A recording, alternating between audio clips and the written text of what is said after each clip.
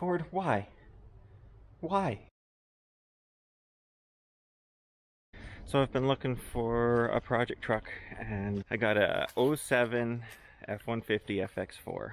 I mean, finding something with no rust, I mean, that alone is pretty tough around here. So now it does have that 3-valve 5.4 in it. The local machine shops here don't really want to talk about them. They don't really want them in their shop. I can understand why. I can, they, from the research I've been doing on them, they can be quite finicky. I'm just going to start off by looking at what we got, and then we'll make some educated decisions from there. And that's the thing I've found with Fords. You'll see some things and you're just like, what were you thinking? And then you see other areas and you think, that's absolutely brilliant. And what this tells me is that we are getting some oil in the coolant somewhere. Anyways, there's our harness. And this is about the point where it feels like you're just about ready to pull the engine, but there's still a bunch of work down below. Got to pull front drive shaft, rear drive shaft. We got to get the exhaust unbolted. Got to pull the starter.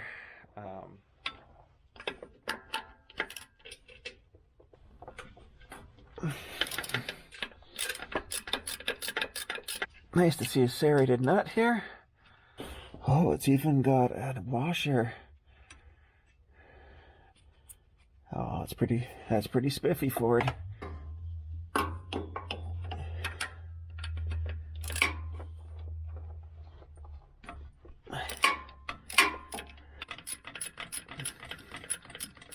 Okay, I just checked the book. I want to just be sure of how many bolts there are. The book says there's 3 bolts in here. I can see 2. I have a pretty good idea where the 3rd one is. But while I was in there, I looked at the labor rate for this, and they give 0.7 of an hour. Now, at least when I worked at the dealership, you got to keep in mind that 0.7 of an hour, that time involves grabbing your paperwork. It involves getting the key, pulling the vehicle up into the shop, getting it on your hoist, lifted, ready to go. And then it also involves getting it down, finishing your paperwork, signing the key back in. And it doesn't matter how quick you are, that's always going to take 15 minutes by the time you add all those little pieces up. So that's 0.25. So now that 0.7, which actually they only give you 0.6 under warranty, but we'll go with the standard rate of 0.7. Now you're down to 0.45. So that's what, 25 minutes they give you to do this? I feel for you guys. I honestly feel for Ford flat rate techs.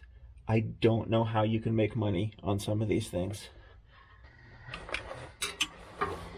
I'm going through the fender well, behind the fender liner. Nope, can't put a box end in here. They did not leave enough wall clearance to get the side of this wrench in. And this is a professional grade wrench, so this is not a fat wall on the box end, but it just isn't quite the room to get that in there to break this thing loose. I mean, geez, it almost fits, right? But you can't, almost doesn't win us anything. I have never talked to myself so much for one starter motor. Good grief, eh? Let's try a little short wobble in there. That might help. It doesn't do us any good. Okay, well, I just grabbed a little 13 mil flex socket. Let's see if we have any better luck with this guy. So let's show what we got going on here. So we got our start lead still on there. That's a 10 mil. The other one was a 13 mil. That was our main power stud. That goes on the shiny stud, obviously. There's starter bolt number 2, and there's another one up in and around there, which I haven't been able to feel yet. Okay, so I got about 3 feet of extensions.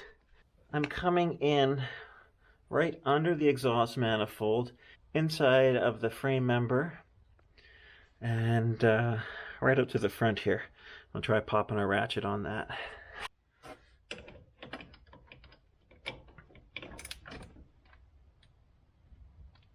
Wow.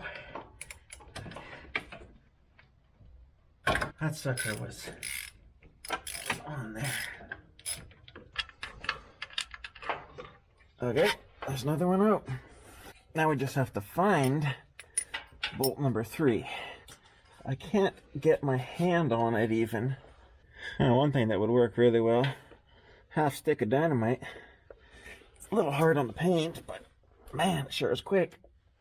Okay, well, I can't get a mirror in here at the right angle and a camera to be able to show you, unfortunately, but it's pretty well directly 180 degrees above the bottom starter bolt.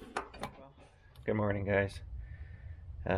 Last night I was having some fun here with the starter, and after monkeying around here for over an hour and not getting that top bolt, I just decided to leave it. I don't know about you guys, but I certainly find that sometimes I just got to walk away from it, and when you come back you have a different perspective on maybe how something should work and whatnot. But one thing I did try is I did pull out this inner fender liner, and I found this pocket of, well, dirt, leaves, crap, whatnot. We'll be sure to clean that out, and we'll have to clean the other side out while we're at it too. That might be another day, but just wanted to show this, that there is a great place for corrosion to start right there.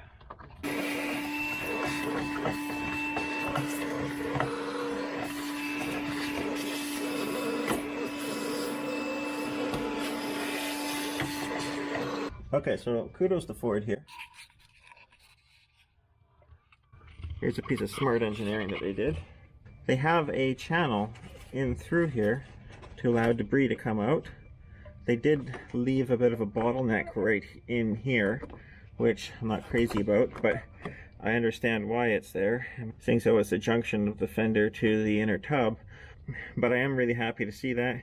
Going to clean that out, and that should hopefully help keep stuff running on through.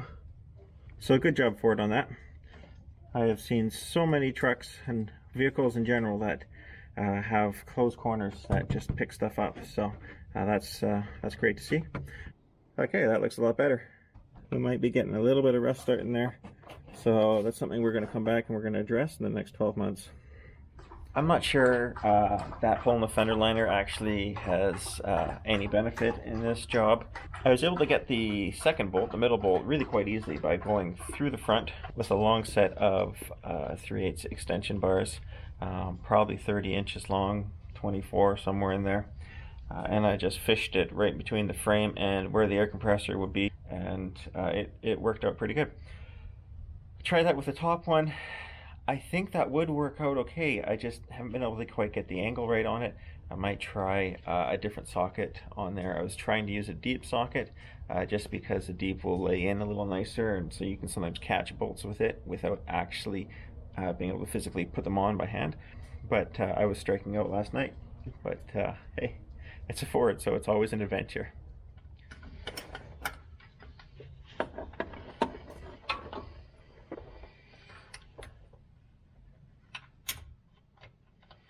Alright, grabbed myself a little 1-inch extension. Can I get 2 hands on this? Not really, no. Trucks used to be higher, or their frames used to seem to have more clearance. It's got nothing to do with my belly getting bigger, I'm sure. I gotta try the secret tongue trick. Ow! Tongue worked. See, sometimes you just gotta leave things. Look at that. Only 2 minutes to get that third bolt. Alrighty, well, for future reference, what I ended up using to get the top bolt is a 3/8 ratchet that has a pretty tight gear click ratio, a lot of teeth in the head. 1-inch extension, 6-inch extension, which actually is only 5.5 in real life, and a wobble end on the end of that 6-inch. With a 13 mil standard length socket, and that just got in there. And now I'm going to try getting in there with a 1/4-inch drive just to back it out the rest of the way. I measured this entire setup. This extension setup here is 7.5 inches long in total. Something that would be interesting to try is dropping the front skid plate and seeing if that gives some better clearance or working. There's a pretty big opening right beside the oil pan, a little bit further forward, that you know, you just can't get your hand into with that skid plate there. Might be all a person needs. To be able to access the bolt for the AC drain, you got to pull the bolt for the AC drain, so you can move the AC drain out of the way so you can get access to the bolt for the AC drain.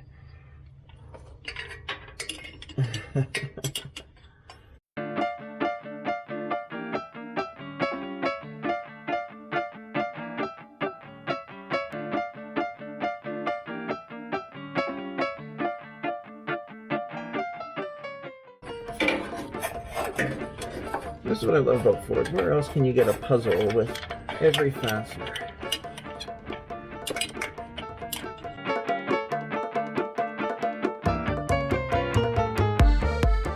I gotta say, this 07 F150 is definitely challenging me. It's definitely making me a better tech. 5 minutes later, we get one bell housing pulled out. Okay, I've rotated the flywheel. Here I have got a long-handled flex head 3/8 ratchet. We're probably not going to be able to get in there with that.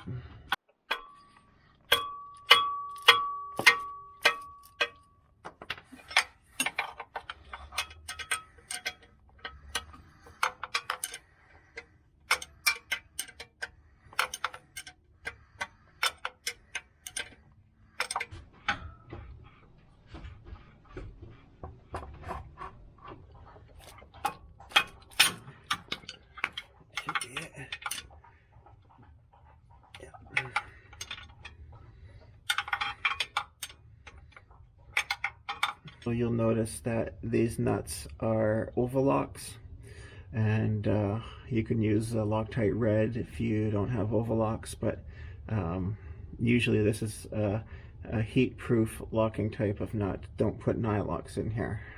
Alright, now on the driver's side here, we have that little dog bone washer right there. Over here on the left-hand side, we've got a bracket, and that holds our trans shift cable, and there's a bell housing bolt that goes right behind here. Ha ha! Not gonna fit, eh?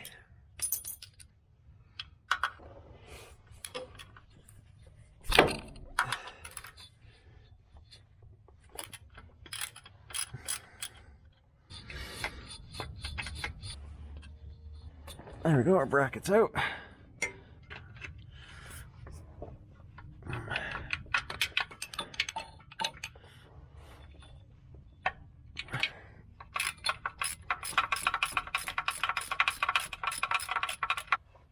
Now it gets fun. Let's see if we can do this with a little bar. Might be able to. Big bar works better when your vehicle's on a hoist. She don't want to no move. No. No, not at all. It's quite happy being there. Alright, well, good morning again. Engine was supposed to come out last night, and I was starting to get a little bit late there, and I was wondering why I was having a hard time just getting that transmission to slide back. It's not an easy thing, but it was starting to feel like there's a fastener hung up. And then I realized that I had totally forgot about taking the weight off of the transmission dowel pins and just lifting up the front of the transmission up a bit. So I figured that was a pretty good sign to say, hey, you're too tired to be working on this now. And sometimes stuff like that, when it starts getting late at night, little safety reminders, right? So anyways, let's get at this thing, and let's get an engine out of this today. There's a couple ways you can block up your transmission for this. Transmission jack is one way, but I want to be able to roll the vehicle in and out as needed, because for all I know, I might be waiting for a few weeks for parts to come in, machine shop, whatever, and I want to be able to move this out and get something else in. So just like with the rear drive shaft, we're just going to strap this up. Only thing is, this time I'm just using a block of wood right on the bottom of the pan.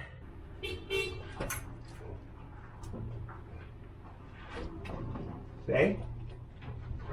Stay. Good. Good job. Yes. Good job. Good boy. Stay.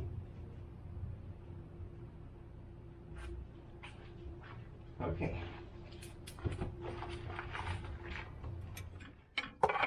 Now I work my way off of between the casting and the engine block, and I haven't cracked one yet this way, but I am trying to be gentle with it.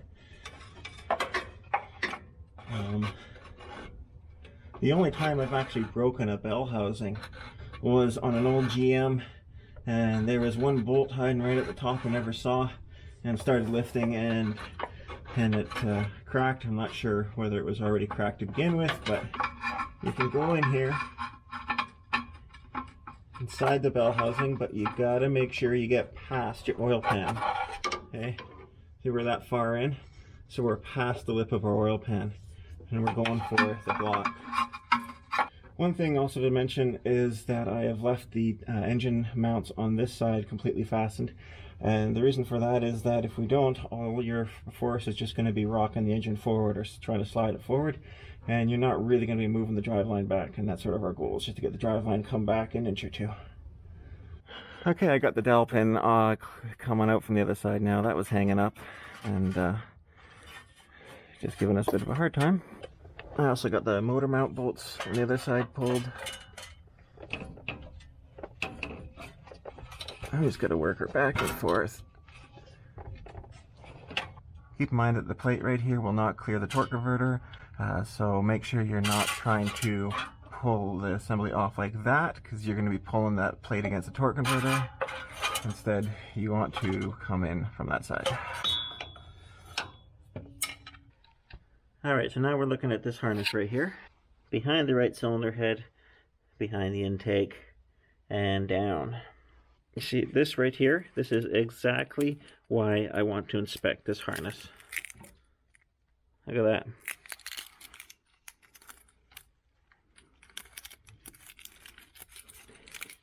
This loom was completely worn out. It's just nothing left of it. So I will be addressing that. And now you have a problem like that, and you start trying to diagnose it. And that is right behind the cylinder head in there, with everything else that's on this engine. You're going to be at it for a while before you find that spot. Let's see if I can show this. So right there, that's where our grounding strap goes to. It also holds this heater core pipe on.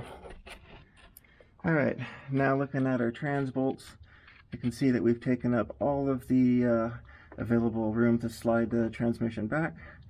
And so now that's all the clearance we're going to get out of this, which should be all that we need. Who's a good boy? Oh, who's a good boy? So now the engine should be loose as a goose. Oh yeah. If it's not, something's binding. We gotta figure out what it is, but we're looking pretty good. A couple things that I'm gonna be really watching when I pull this. I'm gonna be watching trans cooler lines, power steering lines. I'm gonna be watching that power steering mount over there, this guy in here. Don't anticipate any problems, but I'm just gonna be watching to make sure that that bracket does not take out our ABS unit right there. That would be expensive. And over on the passenger side, I'm going to be watching the AC lines closely. Once we get the heads up past the trans dipstick tube and the AC lines here, we should be okay. But I've learned never to take anything for granted.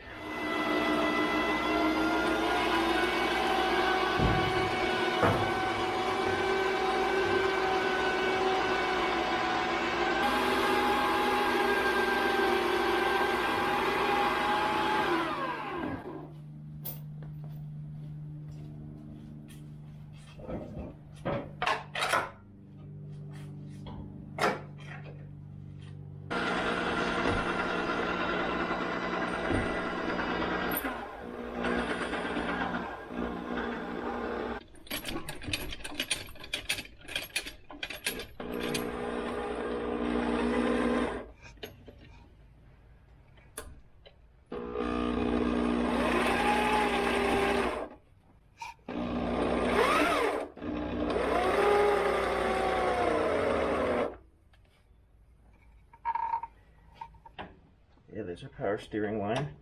That is not yet undone.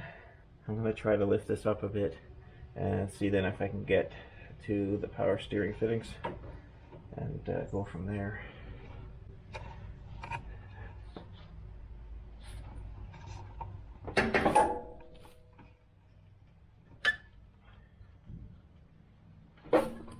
Okay, we're clear of the transmission now. I'm gonna have to maybe shorten our chains up here.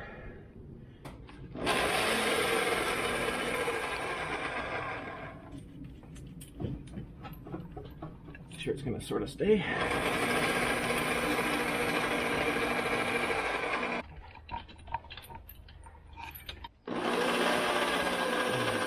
We need it on the back a little more.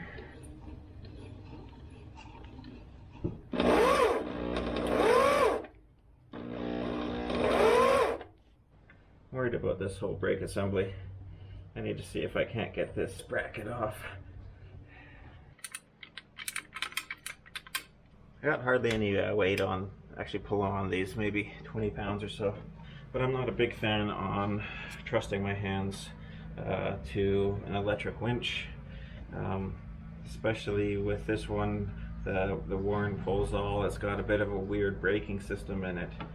And it'll auto let itself down if you bump the down button, and it won't set the brake until you bump the up button, which it's okay if you know about it, but it's not the best. Normally I'd use this guy. It gives nice fine control. I really like it. I have to do a little servicing to it. It's just binding a little bit, but I might swap over. We'll see. This is the first time pulling an engine using the Warren. So anyways, and my 18 mil is temporarily missing. I had it just a little while ago. I'm not quite sure what happened to it. Alright, well, we definitely got a socket on it. I don't know how you're supposed to get at this guy without pulling the motor. Okay, there we go. Alright, this is what I ended up using. 18 deep, 3/8 ratchet.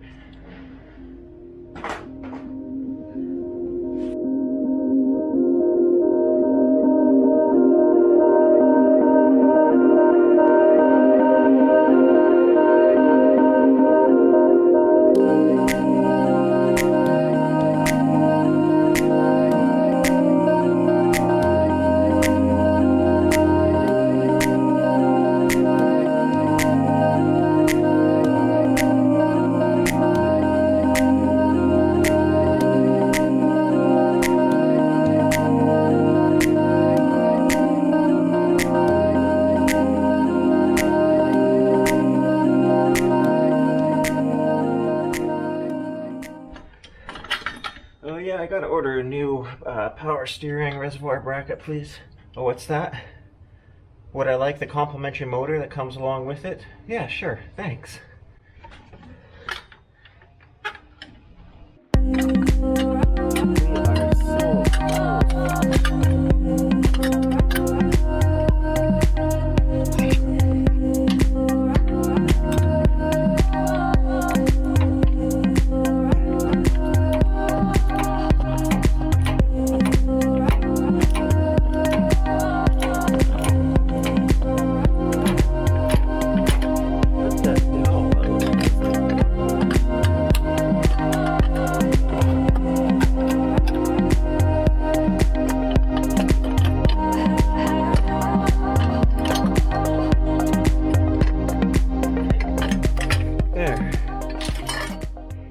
So why would that slot not slide out? I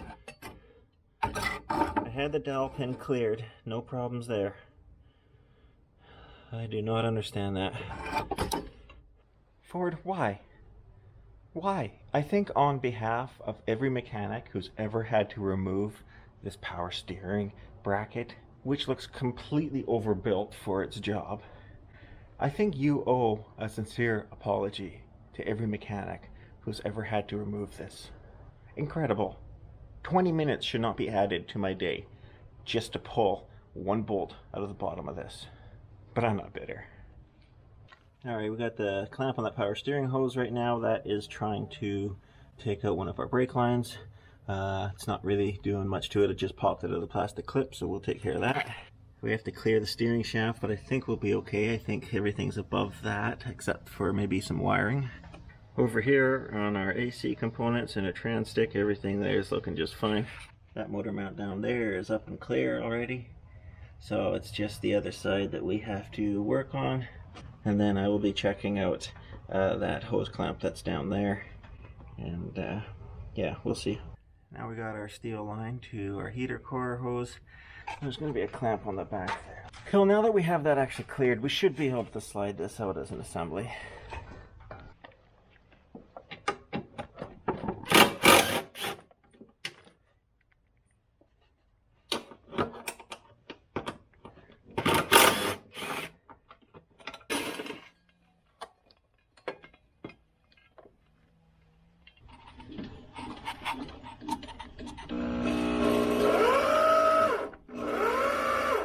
Still got lots of slack in our power steering.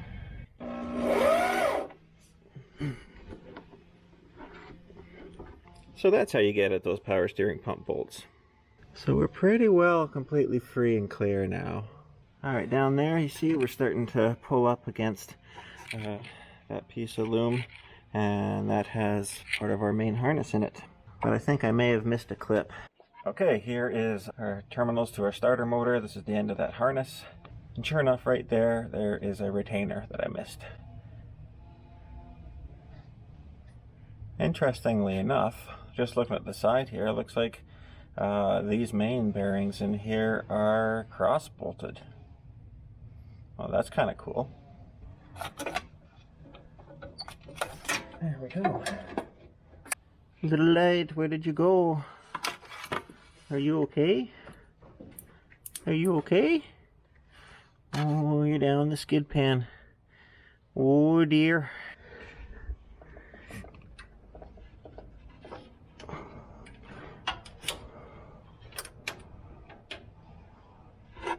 Ha ha ha ha.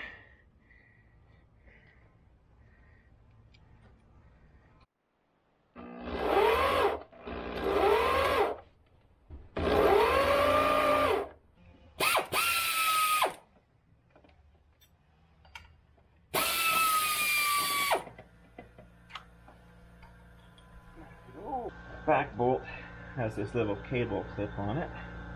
It's a stud as well.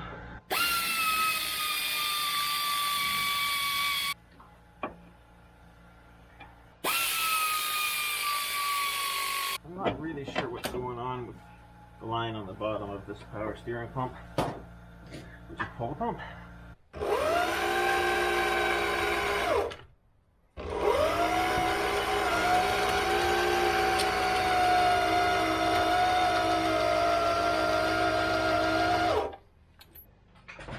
Okay, now we roll the truck out of here.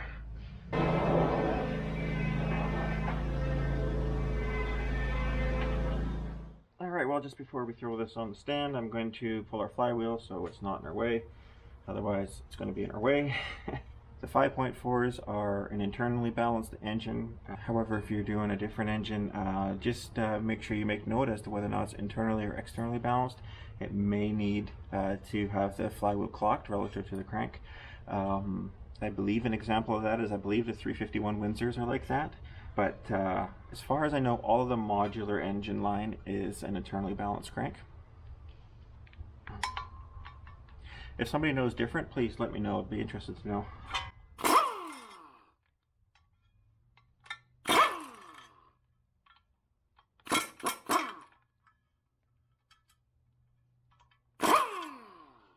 Even though these look like some fancy torque to yield bolts, I haven't had a problem with reusing them. Maybe if you're doing some real high horsepower application, you might not want to. The other thing is, with an 8-bolt crank, there's a little bit of extra fudge room. If you have a 6-bolt crank, you might want to make sure you're using some real top-notch fasteners.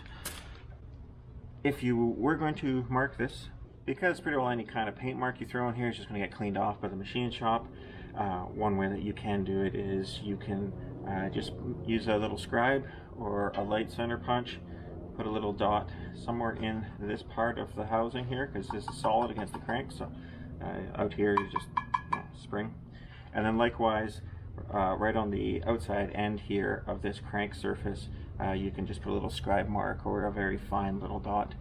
You don't want to do anything that's going to deform this, so that's going to make this hard to reinstall later. And sometimes you'll see there's already an index marked for you. Now it looks like our rear crank is starting to leak a little. Not too crazy. But yeah, looks like a bit going on.